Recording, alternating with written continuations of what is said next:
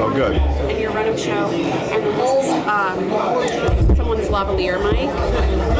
So just keep out of way of that piece right there.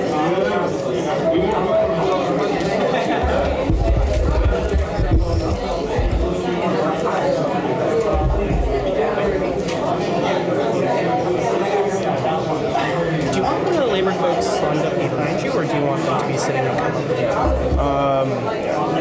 I think it's up to them, but as long, I think it's better if they're in the photo right from the start. Yeah.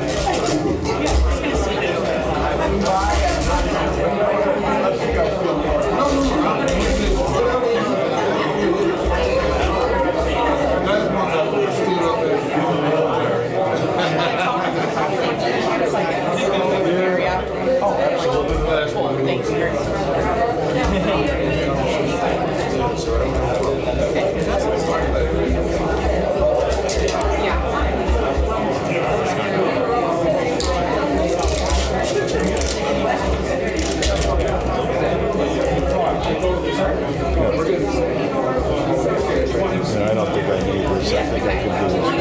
Just put, what? You want your remarks? Yeah, no. Yeah, just put them here so that the... We're all coming up behind you.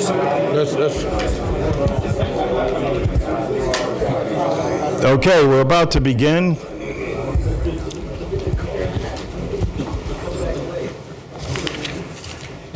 Good morning. I'm John Larson. I'm the ranking Democrat on the Ways and Means Committee on the Social Security Subcommittee. And I'm honored to be here this morning with the AFL-CIO and its affiliated members, and can't thank you enough. You know, I wear this pin all the time. It's a pin of President Kennedy. And it was President Kennedy who said, the AFL-CIO is the people's lobby. Mm-hmm. Right. Exactly right. You know, Everett, thank you. And it's the people's lobby because of what you do on behalf of working class Americans. But you do it for all Americans. That's right. You are the lobby for the people. Right. And never have the American people needed you to bring awareness to what's happening here in Congress, and especially as it relates to the so-called Fiscal Commission. I want to commend Senator Wyden, who said, I want everybody to know when they hear the words Fiscal Commission, that means cut, cut, cut, cut to Social Security and Medicare and federal employees. Yes. We are well aware of that. But to the general public, when they hear the debt and deficit and a fiscal commission, they say, what could be wrong with that? Well, you know, as they say, you got to read between the lines and read the details. Yes, sir. What do you think if you had a commission of 16 people? Now, in the Congress, we have a body of 535 people, 100 senators and 435 members of the House. And yet in this commission proposal, they're going to propose that there's 16 people on the commission, 4 of whom are non-voting, but they're so-called experts. And then 6 from the House and 6 from the Senate, 3 Democrats, 3 Republicans in both chambers. But then 7 people get to determine the future of Social Security, Medicare, and countless other programs under the guise that they're doing this to create a greater understanding of our debt and deficit. Everybody in this room should know, and I want to commend Social Security Works and the Committee to Preserve and Protect Social Security, who've been out there along with more than 300 organizations saying, hey, wait a minute here. First of all, Social Security has nothing to do with the national debt. It is paid for. That's right. Thank the People's Lobby for making all Americans aware of this. That's right. Why? It's an earned benefit. Yes, sir. It is not an entitlement, as our colleagues on the other side would like to equate this somehow to welfare. But it is an earned benefit, and it's the #1 anti-poverty program for the elderly and for children as well. Roosevelt was a genius. He saw what was needed. And ever since then, people have been of the mind. You may recall that George Bush decided he thought they might want to privatize this. And who stood up and stopped that from happening? Nancy Pelosi led the charge, but it was the AFL-CIO that was there to make sure that people understood what a drastic mistake it was. Yes, sir. Now imagine this. The last time Social Security was enhanced, Richard Nixon was president of the United States. More than 50 years ago. So it's been over 50 years since the programs and its benefits have been enhanced. Now, some will say, well, no, wait a minute, we get a COLA. But even the ARP and others have already stated, no, that's not a good COLA. The formula is flawed. We need to change that. And Democrats have put forward an agenda to do just that. But over 50 years since Congress has acted to enhance Social Security. Meanwhile, there's now, you ready for this one? 10,000 baby boomers a day become eligible for Social Security. Wow. We will be over 70 million recipients. And the program hasn't been enhanced in over 50 years. And in the midst of that, the Republican solution, if you read their study committee, is to cut benefits across the board. How so? By raising the age. Well, as you all know, for every year you raise the age, that's a 7% cut in benefits. So if you're going from 67 to 70, that's a 21% cut in benefits. Now they say, well, it's logical. People are living longer. Well, yes, people are living longer. But how does it make any sense that if you're living longer, you're going to be able to live on less? So that's why your engagement and fight is so important. And where is that fight going to take place? It's got to take place in this Capitol with every member understanding the consequences of what can happen. 12 members go behind closed doors.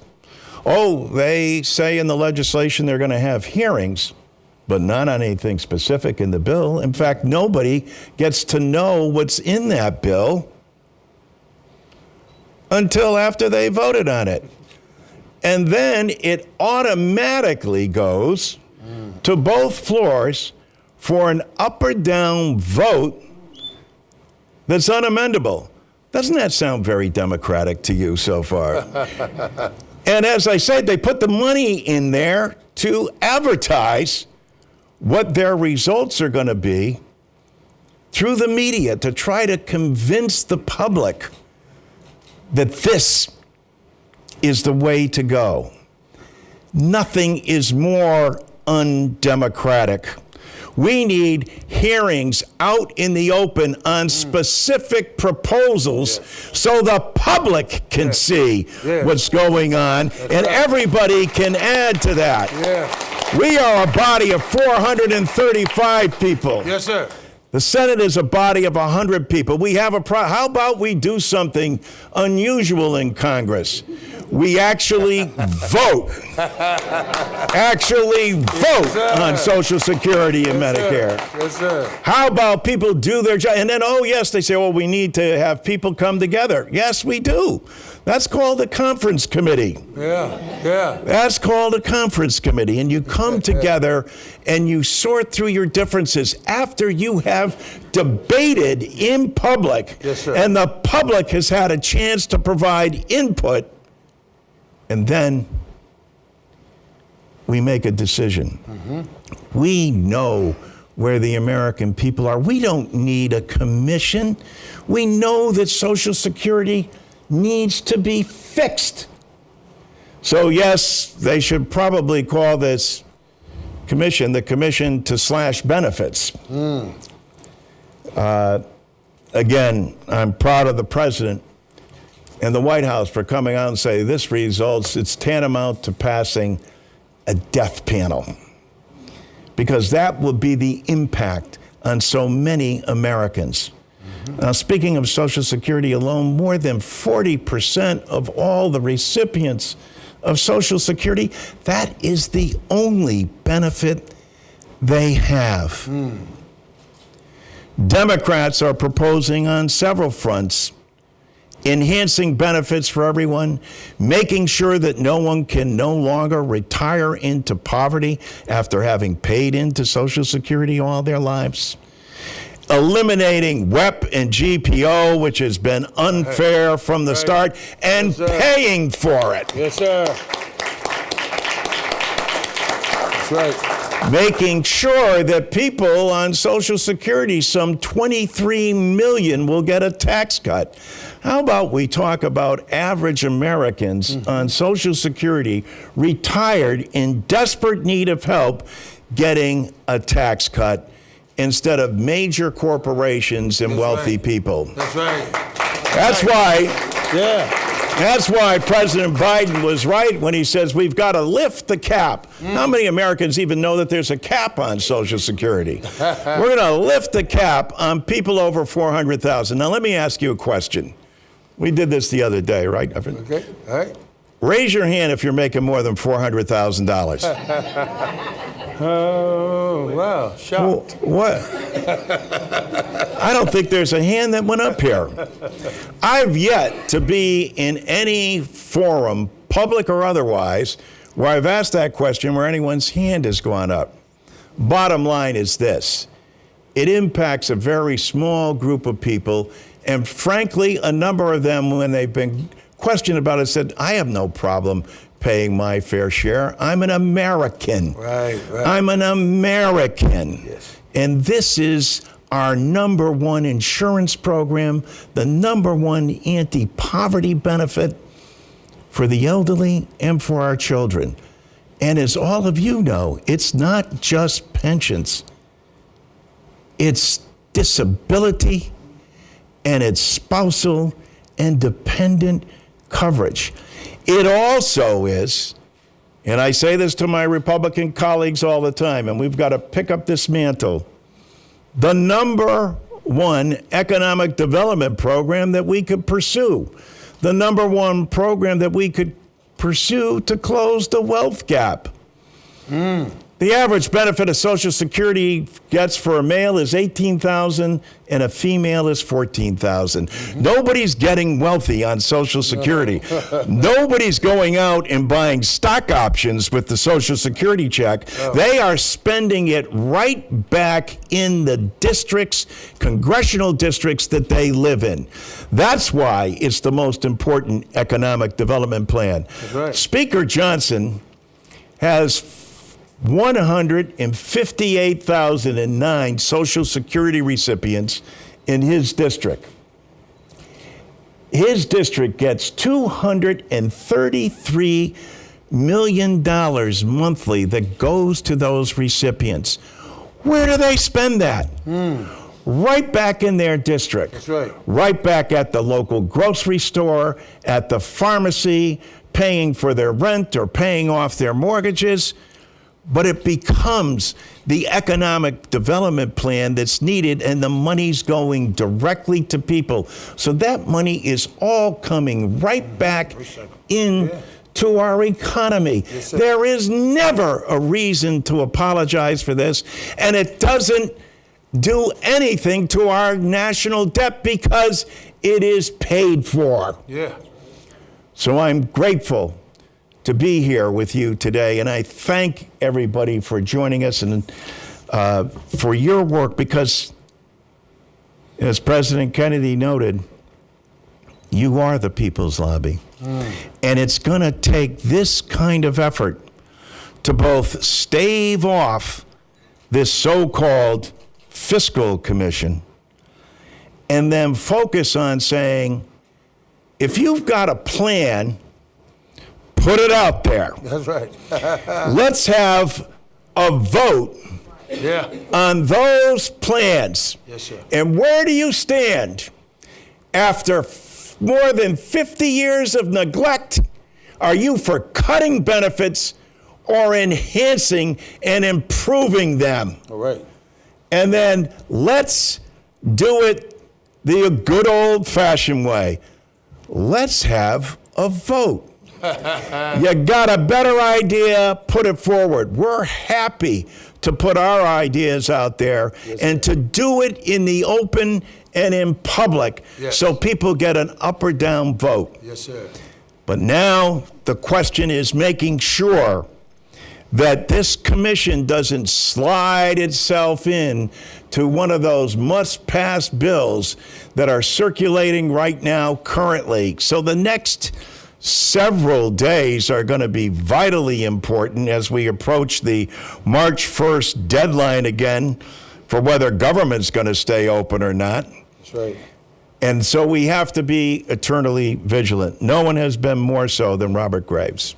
Awesome. My good colleague and friend has been on from the start, Social Security 2100, and the input that we have received from the AFL-CIO and all the affiliated organizations is what has been comprised the very basics of our bill, and why it's so important that before there's even a vote on a plan that changes and enhances Social Security and makes it solvent into the future, that we stop this clandestine, subterranean, behind closed doors commission that requires an up or down vote and no amendments. Robert, the floor is yours.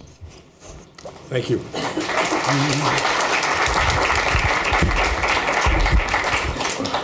Good morning. My name is Robert Roach, the President of Alliance Retired Americans, 4.4 million seniors throughout this country. And we are here to speak about protecting retirees, who are the most vulnerable group in America. These are the people that have raised families. These are people who are still taking care of families because children are coming home because they can't get the good job and all that stuff. And children have to come home to take care of mom and dad in some cases, and who are not financially stable.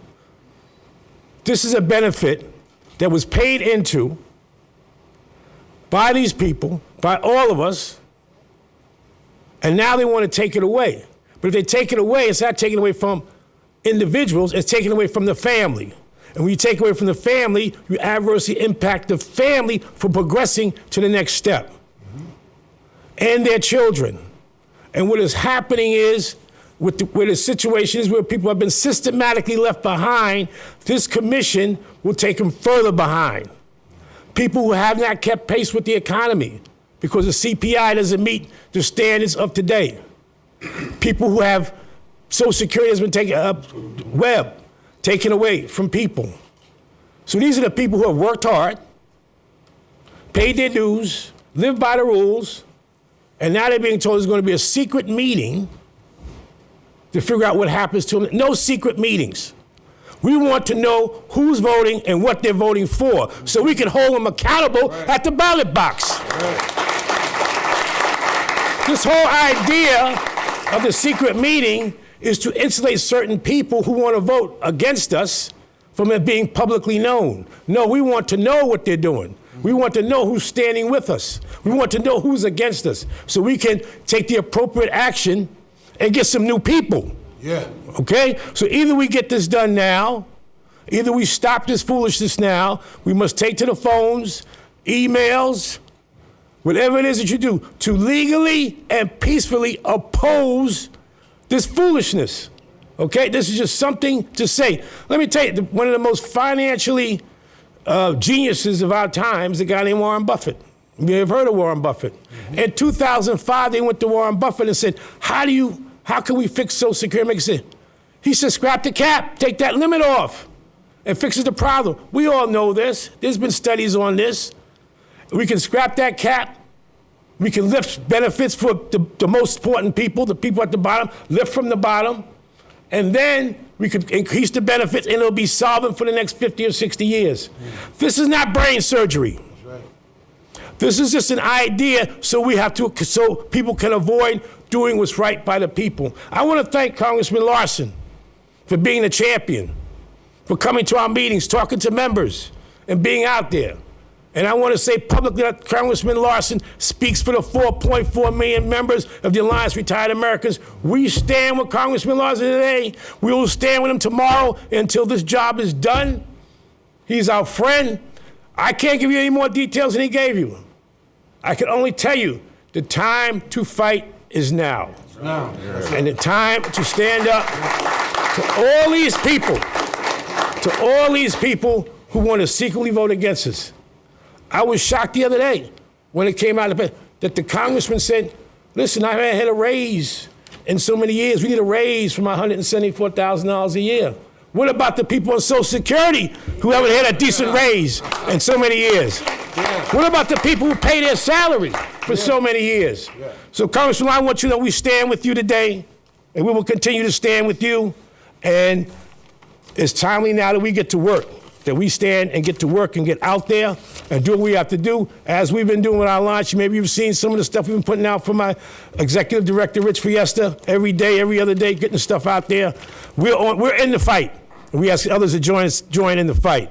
But I would like to now introduce our next speaker, a friend, a colleague, and a lifelong advocate for organized labor, for civil rights, and the cause for federal workers. I pass the mic over to AFGE President Everett Kelly.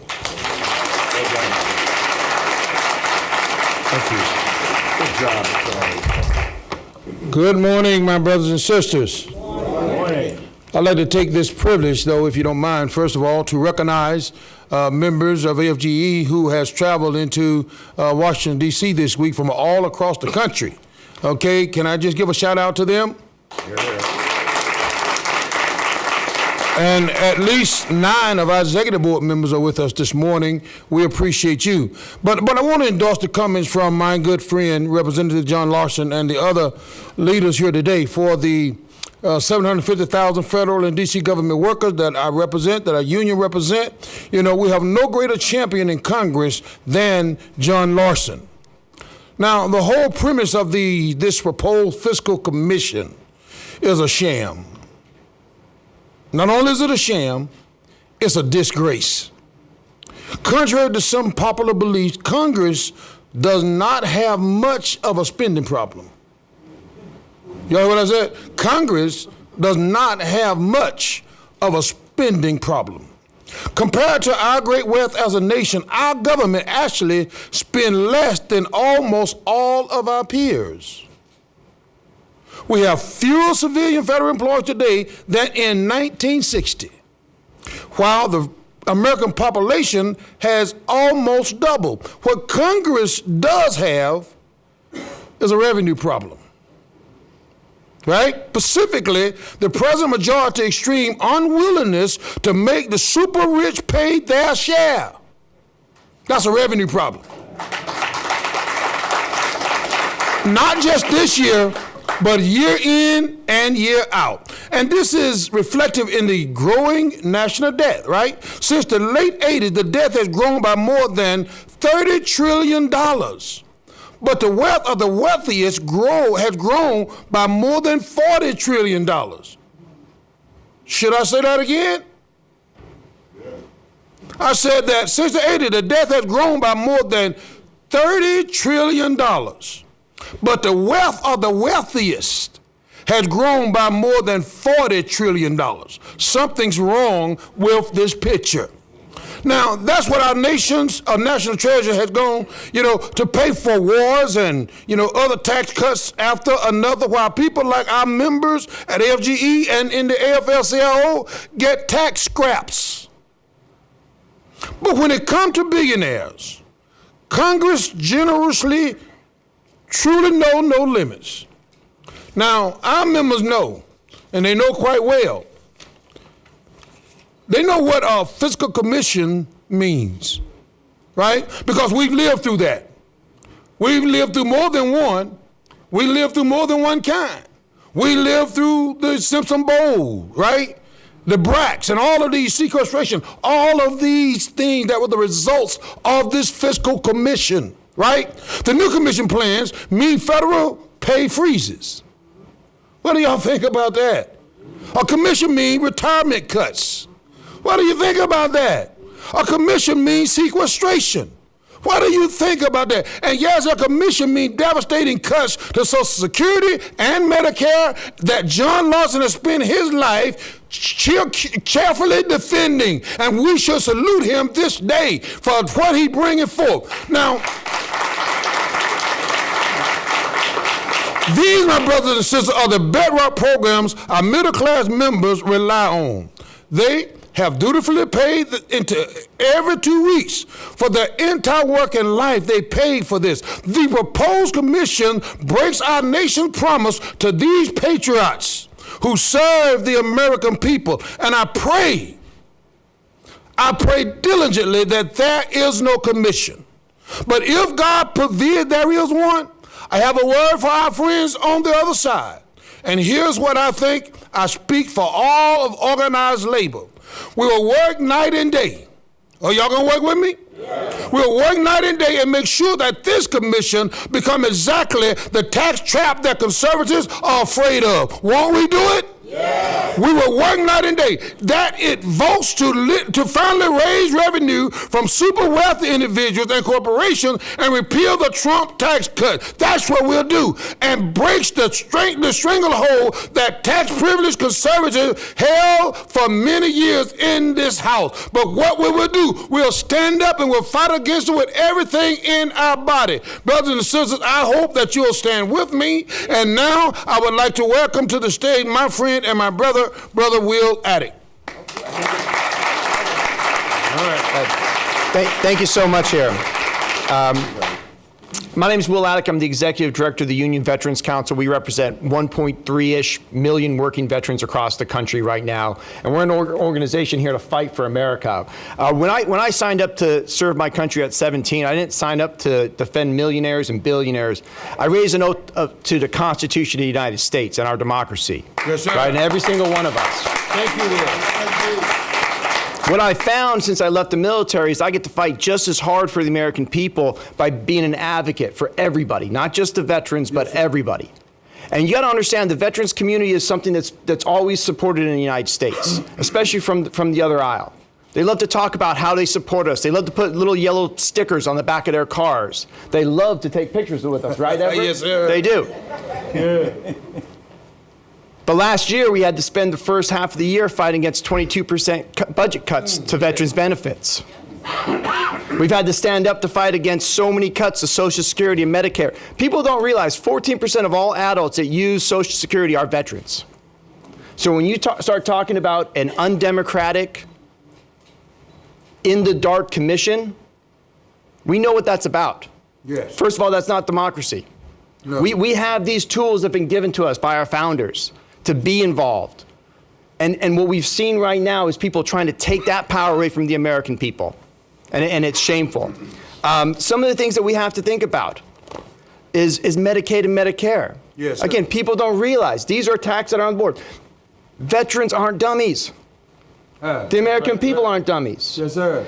If we have people standing in front of cameras and on the floor of Congress saying that we're going to cut Social Security, we're going to do everything we can to cut Medicaid, I'm going to believe them. And guess what I'm going to do? I'm going to fight against them, just like Yes, sir. Rep. Carson's talking Yes, about sir. here. And all my brothers and sisters from organized labor. This isn't just about cuts to benefits and entitlements. Yes. Right. We know every single time the Republicans start talking about cutting from federal budgets, that means a tax against workers. And my friends who work at the federal employees, over 500,000, almost 500,000 veterans, the largest group of disabled veterans in America, work at federal agencies. Yes, sir. They're on the line. Yeah. Those jobs that allow them to have stability and live the American dream they fought for are on the line because these folks want to take this process into a backroom corner and force things across. And you know what? They don't even have to get the bills done. Yeah. What they've got to do is confuse the American people with their backroom dealings that this is the way to do it. Yeah. I had a lot more to talk about today, but I want to end this a little bit personal for me.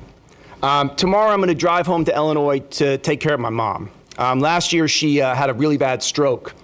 And my mom raised 3 kids. She was married when she was 17, was a housewife, didn't do much work. For the last 10 years, she's lived off of less than $800 a year with massive health problems. $800 a year, Wow. Representative Larson. Wow. An amazing woman, someone I love. Yes, sir. Yes, sir. She was able to buy her first house when she was 67. Wow.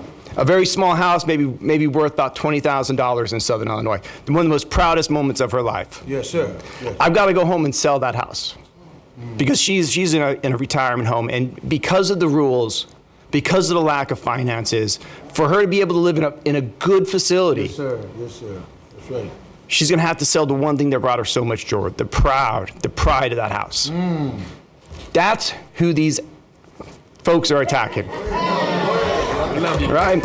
So I want to let you know that the veterans from all across this country are ready to fight. Yeah. We don't come from rich families. We come from poor families. We know who we have to fight for. Yes, sir. And we appreciate the fight that's going on in Congress. And Yeah. over the next few days, we're going to stop this Yes, thing. sir. We're not going to allow them to do it. We're going to bring this process into the light because we are going to fight, and we're going to fight really hard. Yeah. Now, I'm very proud to introduce another amazing person who represents so many veterans across the country. People don't realize one of the largest folks who employ veterans across the country are state and local employees. And I want to really, my honor to introduce from AFG, or from AFSCME, Mary Cannon James, and she's going to talk about that. Thank you so much. All right. Thank you, Mayor.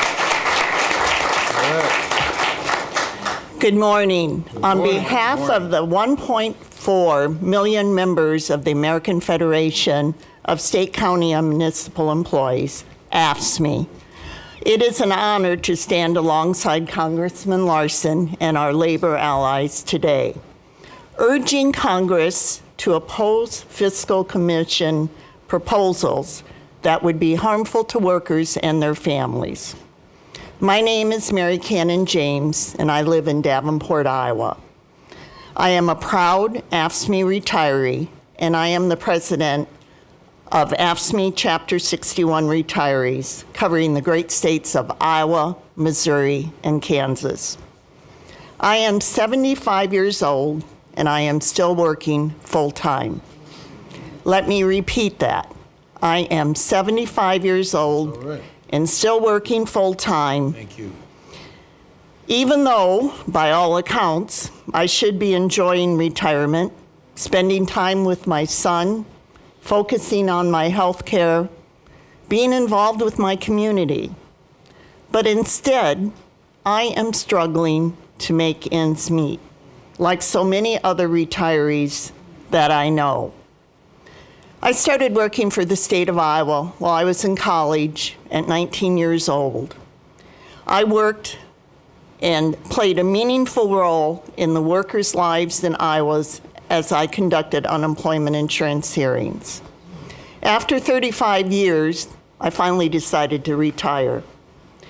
I started My husband Chuck and I looked forward to the next chapter in our life. He also had a good union job with good, solid health care benefits and a pension. And despite facing health challenges since youth, I maintained a positive attitude, and I felt that our future was bright in retirement, even though I had undergone open heart surgery, had both hips and wrists replaced due to severe arthritis, and continued to have severe heart problems. I counted myself lucky, however, because I had access to comprehensive, affordable health care. And then, in a blink of the eye, my life changed forever.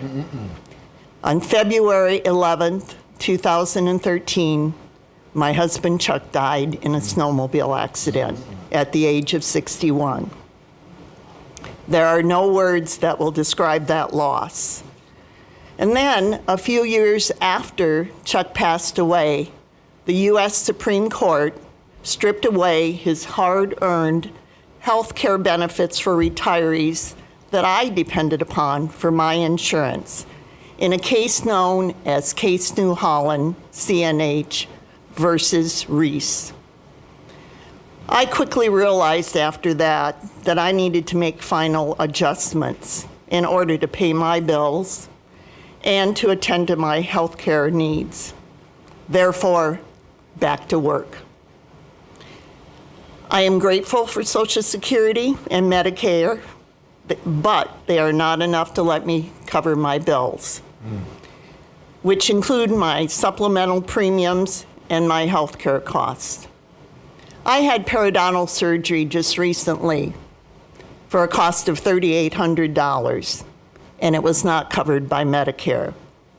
I take expensive anti-rejection medications for an artificial heart valve, and additional heart and arthritis medications for a cost of $800 to $1,200 a month, depending upon the month.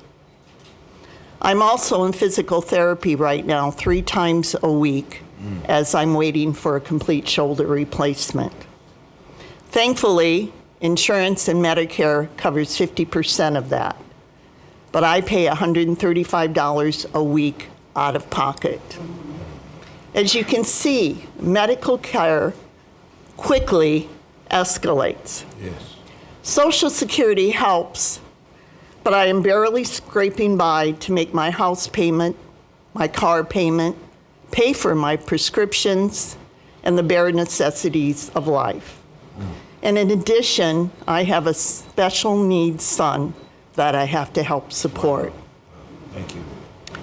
Making ends meet is difficult, which why at 75 years old, I am still working for Davenport Schools in the Human Resource Department. But I fear what is going to happen when I'm not able to work. When I learned about the Congress considering a bipartisan proposal to establish a fiscal commission, I was deeply concerned. From where I sit, this is a backdoor way to fast-track harmful cuts to Medicare, Medicaid, and Social Security, essential lifelines for the financial stability of so many retirees. Instead of considering measures that could jeopardize the programs that we rely on, Congress should focus on identifying ways to strengthen and protect Medicare and Social Security.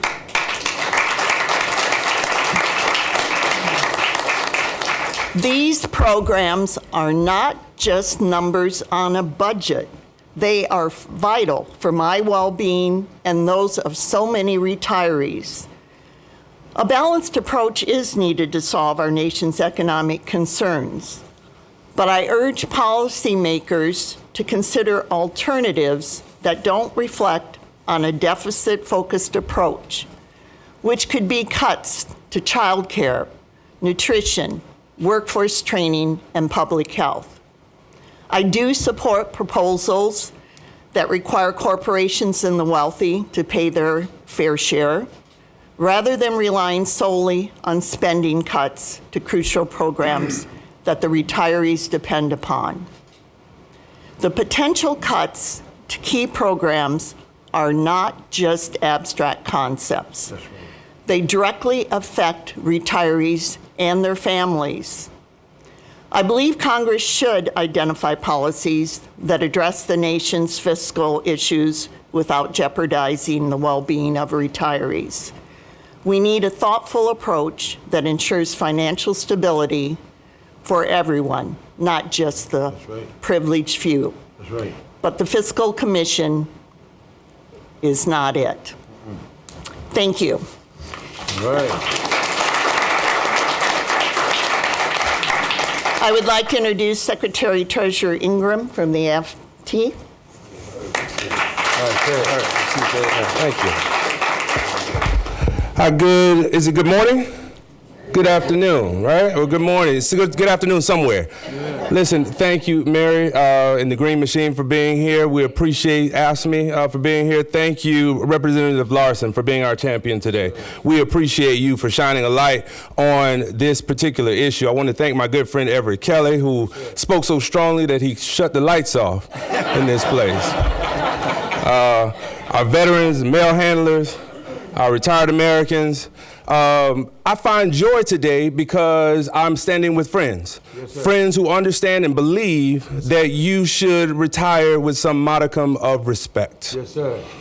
That you should, in your golden years, be able to live a life of respect. Yes, because we have people that we represent all across America who have done everything that society has asked them to do. Yes, you grow up, get an education, get a job, pay into the system, help your fellow man, build up your family, give to the next person, care for your neighbor, and we expect the simple things in life to have some respect in our aging years. Yes, sir. And we have people in the Capitol, in these halls, who would take away pennies to the dollar from people who put in every day of their life. Yes, sir. Now, I represent the AFT. We represent 1.7 million people all across this country. Healthcare workers, public service workers, K-12 teachers, college and university professors. In fact, there are 50 million children who depend on our members every day to get what we do right in our classrooms. But in those 50 million children, we represent the teachers who care for those kids every day. Yes, sir. Those heartfelt teachers, 77% of them are women. They expect to retire at some point because they have given a good life service. Yes, sir. Back to their community, back to our blocks, back to our country, back to our society, to make us better than when they started. Yes, sir. And so all we're simply asking is to be fair. Be fair.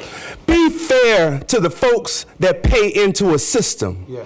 Be fair to the government. Be fair to our democracy. Yes, be fair to the idea that this is by, for, and about people. Yeah. All the people. Not the 435 of you. Not the people who have more and want to give less. Not the people who don't need Social Security. Not the people who have a cap and don't pay as much as normal folks pay into a system. This Fiscal Commission Act is a direct threat to our society. Yes, sir. And so I want to thank again Representative Larson. I will be brief today because you have heard all the issues that you need, and you need to get into this Capitol. You got to put your shoes on, you got to get to a keyboard, you got to go visit some people, and you got to tell them, you got to speak truth to power, because that's what we do in the AFL-CIO and at the AFT. We speak truth to power. So as I close, Representative Larson, I will tell you we are in this fight. At the AFT, we will stand side by side with you to fight for Social Security and Medicare and against any National Fiscal Commission that would do them harm. We're in this fight, we're in this fight, we're in this fight, and we're going to do whatever it takes to make it right for people, for all the people. With that said, it is my pleasure to hand the mic to another champion in this fight, Kevin Tabares, the National Secretary for the Postal Mail Handlers Union. Right. Good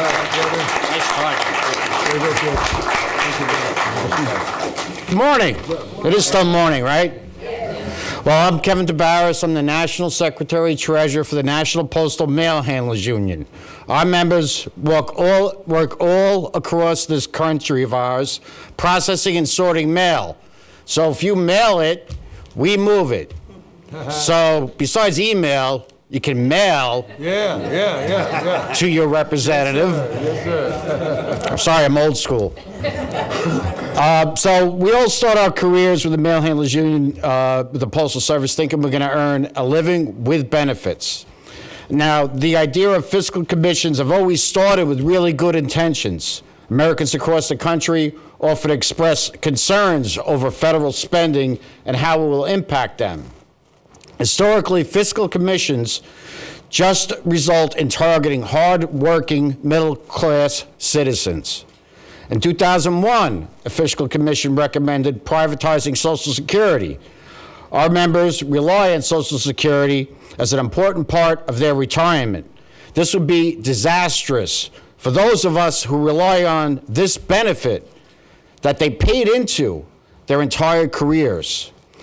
The Simpson-Bowles Commission not only looked at raising the retirement age and changing how benefits are calculated, but it targeted postal and federal employees' paychecks.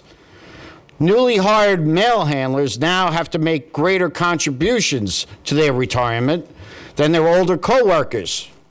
And whenever there's talk of spending cuts, our members are often seen as low-hanging fruit, and we're not. Some people think that those of us who work for the Postal Service and the federal government are overpaid. And trust me, we're not. Our members are dedicated employees who serve their communities all over this great country and often have to live paycheck to paycheck. We are not the source of the federal deficit, and we should not be the solution. That's right there. I want to thank Congressman Larson for bringing this issue to light. I want to thank my fellow union brothers and sisters for being here today. I'm glad to be standing here with people who I know who will also fight against the threats of a fiscal commission.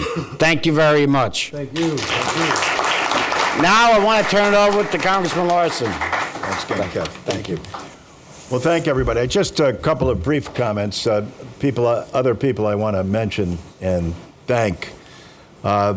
Rich Neal, who will be the chairman of the Ways and Means Committee. I bet many people don't know that Rich lost his father when he was a young man, was dependent on his mother. Then he lost his mother.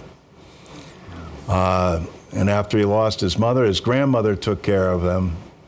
And then he lost his grandmother as well.